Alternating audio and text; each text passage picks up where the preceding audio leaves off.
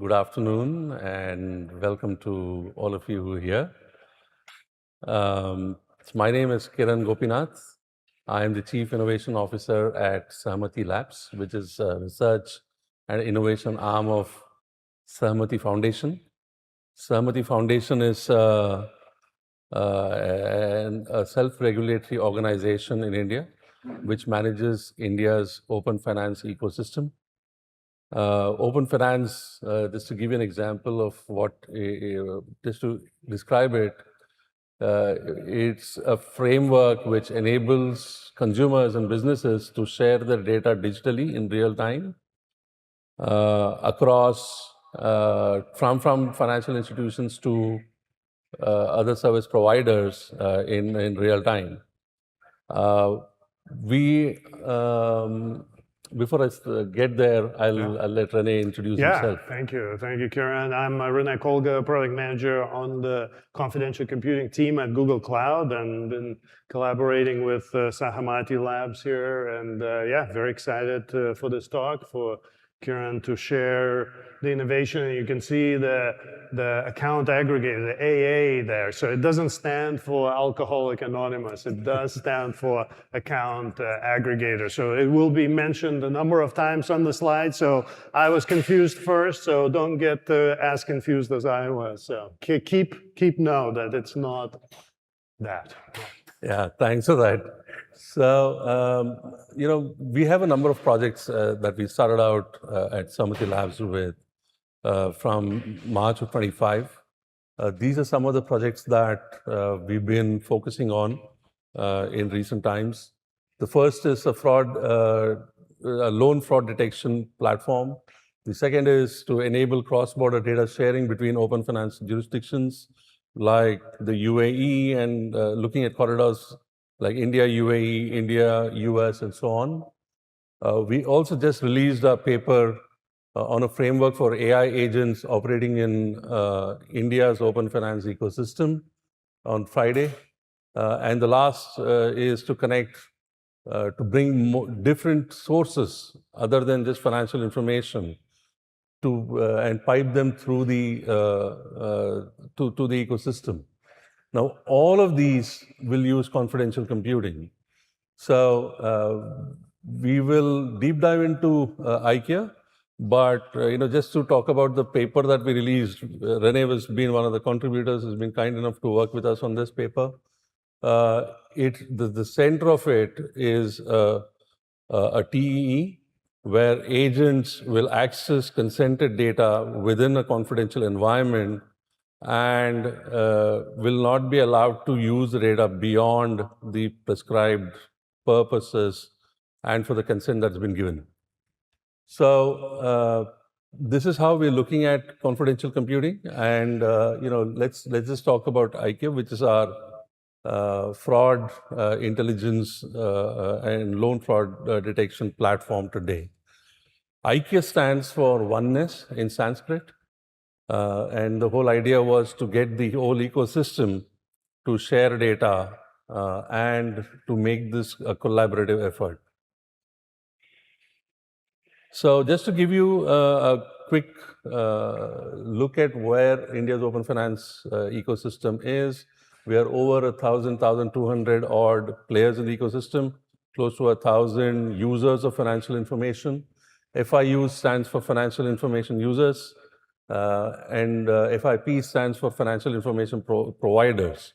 So you name it, we have all the top financial institutions, the top banks, the non-banking financial institutions, and so on in the ecosystem.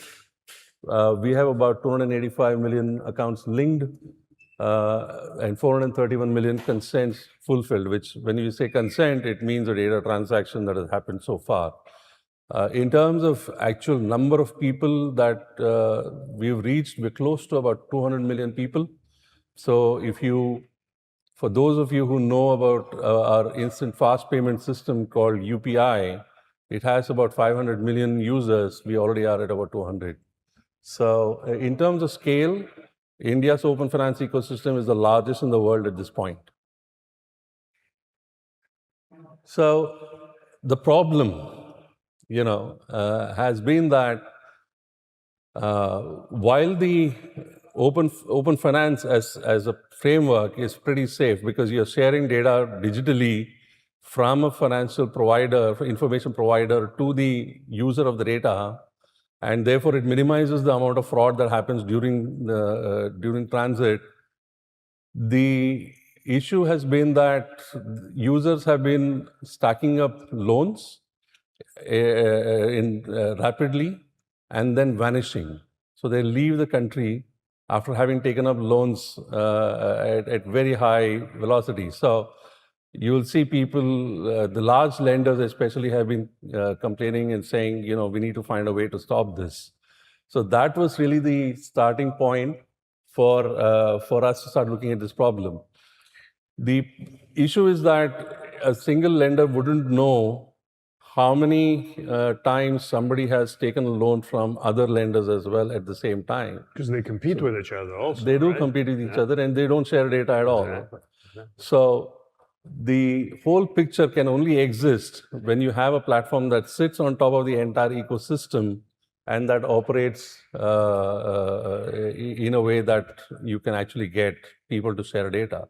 Now, the way the open finance ecosystem is structured in India, there are three large stakeholders. There is the provider of the data, the FIP, as I mentioned. There is the FIU, who's the user of the data. And in the middle sits the consent manager. So there are 17 consent managers, whom we call as account aggregators in the middle. So the consent managers is where the consumer logs in or connects to and shares their financial information or connects the banks to the, let's say, the lender as a service provider. So you could choose either any of your own consent manager, or you would discover them during your process when you're working with a lender, for example, if you take the lending use case. So it's sort of easy for us to actually build a platform right on top of these account aggregators, rather than to having to work with all 1,200 players in the ecosystem. So that is one of the advantages that we have in India, which made it a lot more easier for us. So the fraud is rising. These are 2025 numbers where we saw $4 billion lost to fraud. And about 92% of them were loan related. The numbers have gone up in 2026. So this is a serious problem that we have to solve as an ecosystem. Huge numbers. And the NPI there at the bottom stands for non-performing assets, right? For Right. the folks in the audience. And yeah, $4 billion and that's just in India, and just from loan fraud, not connected to any other financial fraud. So that huge numbers, yeah. Yes. Okay. So what do you really need at this point? You need real-time fraud detection. So every time somebody comes and applies for a loan, the lender should be able to check against any applications that have happened at the same time or within a certain look-back window of, let's say, 15 to 30 days to see if somebody's applied for a loan at a number of places before they came to them. The second is, like I said, cross-lender behavioral insight, early warning of risky borrowers. If somebody has already taken a loan from one of the lenders, then can you look forward over the next 30 days after taking the loan to see if this person has applied for loans at another 10 places or 20 places? And the whole idea is to make this consent safe. This is something where you actually take consent for prevention of, for risk assessment, as we say.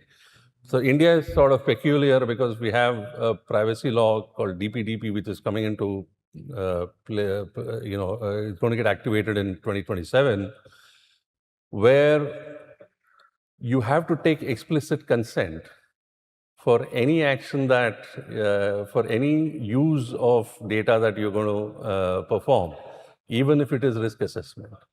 So unlike GDPR or any of the other laws where you have legitimate interest as a use case, you have to take explicit consent. So therefore, it's important for us to figure that out. And the last point is you're not going to share data with any of the ecosystem players while you're running the match for the lender. Yeah. So, and this was discussed again in the context of loan fraud, right? Can it be also applied to things like AML or other types of financial ecosystem issues or frauds? Or? Absolutely, absolutely. AML, mule accounts, you could use it for any of these purposes. So this is just the beginning. This is just the beginning. beginning. I love it. Cool. Well, so obviously we're here at the Confidential Computing Summit, so it would be, as you can imagine, all of this hinges on confidential computing, right? This platform that Kiran was describing leverages all the aspects of confidential computing, right? It all starts with a remote attestation, right? Where before any data is shared by these FIUs, they receive a signed attestation token that describes the configuration of this TE, of this trusted execution environment, including the code running inside, and they can check it against the ledger that contains all the approved, audited code that's supposed to be running inside of this AA, right? Then all the data transfer, of course, is encrypted. So no operator like Sahamati can see that data in clear text, right? Then it is all happening with memory encryption on, so even the underlying cloud provider cannot maliciously or accidentally see the data being processed. And then finally, after the processing is complete and this risk score or whatever the output of this business logic comes out, everything is wiped when the TE shuts down. So there's no data retention from that processing, okay? And so all of these kind of confidential computing, typical confidential computing capabilities align very nicely with AA's data minimization and other principles. They're not creating a centralized data lake. There's no data accumulation and aggregation, right? As discussed already, the operator is just a facilitator. They cannot see the data being processed inside of the TE. Even though they spin it up, they spin it down, they cannot peer inside of this kind of a black box. Verifiability, of course, key concept of confidential computing, where instead of contractual guarantees or some other promises, the trust is anchored on verifiable cryptography. And as Kiran mentioned, everything is also tied to a user consent, right?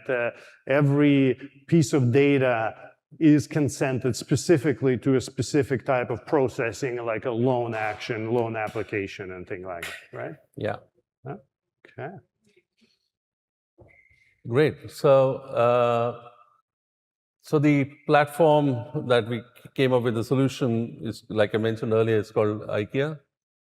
We look for behavioral fraud signals. So the way it would operate is like this, that the lender shares an identifier, like a mobile number, and this is broadcast across all the consent managers. And all of this happens inside a confidential environment.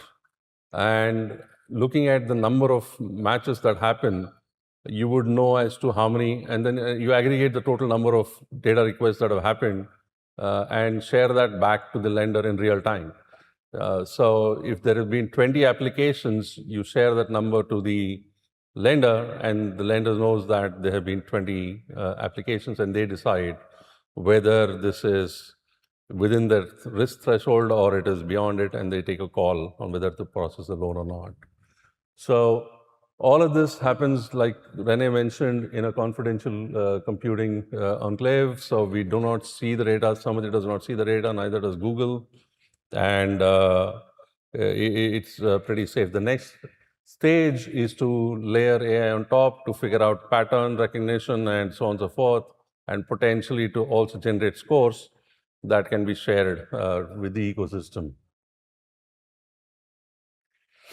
So essentially, a query goes in, like I mentioned, a signal comes out, you just know what's the total number of count that has happened, and it just returns the risk signal back to the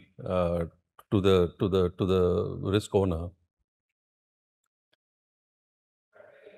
Right. So this is exactly how it would work. The risk owner submits a query, which is a mobile number in this case, and this is then broadcast across to the consent managers, who are called account aggregators. And this could also send it across to future participating sources. So we could actually look at telco signals and so on, where we could look for more signals coming in from there. And then the total aggregate number is then sent back to the FIU or the risk owner. Yeah, so a little bit more on the underpinning architecture. So we've collaborated with Sahamati for probably, what, 6 months or so to build this out, to build the POC, and I think now it's in the kind of sandbox environment for all the players in the India finance ecosystem to play with. But the foundation of this is Google Cloud Confidential Space, which is our managed TE product. It's been in the market for about 3 or 4 years, so it's quite mature, has customers across a wide range of industries, including financial services, Web3. TEs are huge in Web3. We have healthcare, we have ad tech as well. And so basically, we support a wide range of confidential computing hardware as well. You can see AMD, Intel, of course, and now even the NVIDIA confidential GPUs too. We provide a very easily digestible attestation through a Google Cloud Attestation service. It's a signed OIDC JWT token. It contains all the claims about the TE, what type of confidential computing hardware it's running on, the location of the workload, and the identity of the workload itself. So, and then the user can write their policies against those claims that are in that attestation token. And then it just serves kind of as an ACL to a variety of cloud resources like a KMS key or storage bucket, etc. And the product has been built from the beginning for this kind of specifically multi-party collaboration use case, right? Where multiple parties, whether it's in healthcare, financial systems, and other use cases. But it can also be used for other scenarios, like hardening a SaaS service from your own insiders, right? If you want to increase the trust in your own SaaS service against your SREs, DevOps, you can put it in confidential space TE. And then you probably heard earlier today, Deputy CISO of Anthropic talking about protecting model weights as well, right? Imagine you have a proprietary ML or AI model that you want to securely share with another party without losing control over your intellectual property. So confidential space can be used for those use cases as well. Yeah. Thanks, Rene. Oh, and sorry, one quick note, there's a QR code on the top right. If you want to scan that, that will lead you to our documentation page, and you can start playing with the product and see if it fits your use cases as well. So.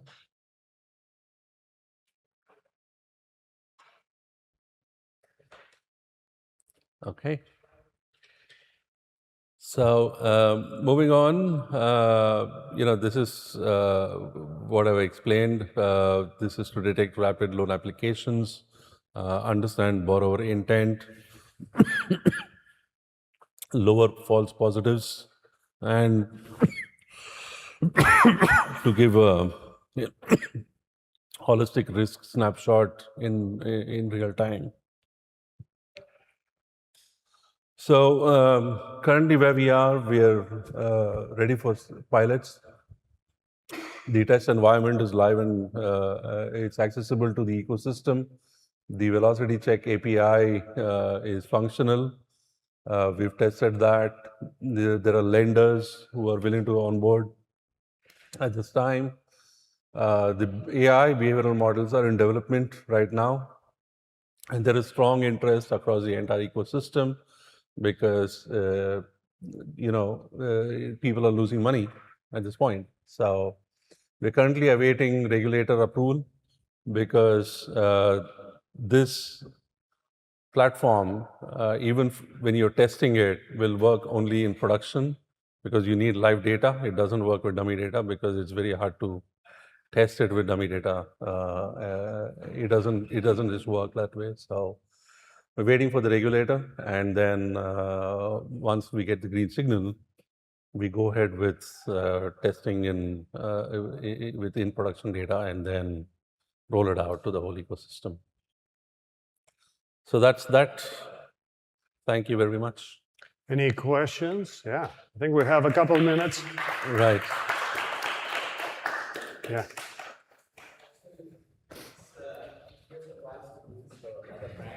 Regular banking products are fraud detection, mostly for the account aggregation and nothing for loans. So we starting out with the first loan frauds are the first use case for us, and then we're looking at other frauds that happen across the ecosystem. So this is the pilot. This is the first POC that we're starting out with. Yeah. So I love that you guys are doing this. So today, right, if you're trying to mitigate the way fraud happens around the world, how will you then discourage or also mitigate around identity? Yeah, so that's a great question, right? So identity theft is again, when you look at identities, you'll have to add more signals. You'll have to look at data that's coming in from the financial institution. You look at the mobile number data. We can plug in telco data there as well to see if there is a swap that's happened. So these are the ways that we will look at when we get to identity theft, to sort of match and see whether there has been theft that has occurred. So probably requires collaboration with telcos and that Yes, specific. yes. So that's the next thing that we will add as we go forward. I mean, I did have a slide on that, but then I took it off because I thought it was too much. Yeah. Good. Glad you're already thinking about it. Right. When you get the signal back, you send it to the public financial system. When you get the signal back, Yeah. you send it to the financial system. What about the individual kind of applying? If it gets rejected, what kind of data will you get? If you don't have any insight into how this signal was generated, how would you communicate with the applicant? So the applicant would be communicated to by the lender. So because it's the relationship is between the borrower and the lender, and if the lender decides not to give a loan, then that decision has to be communicated by them. Does the lender have enough data to communicate based on the signal? So they could decide to communicate it one way or the other, or saying, we rejected it because we felt that the risk was high. That's probably the best way to do it. That's about it, yeah. Okay, well, thank you so much for Thank you. coming. Yeah. Thanks.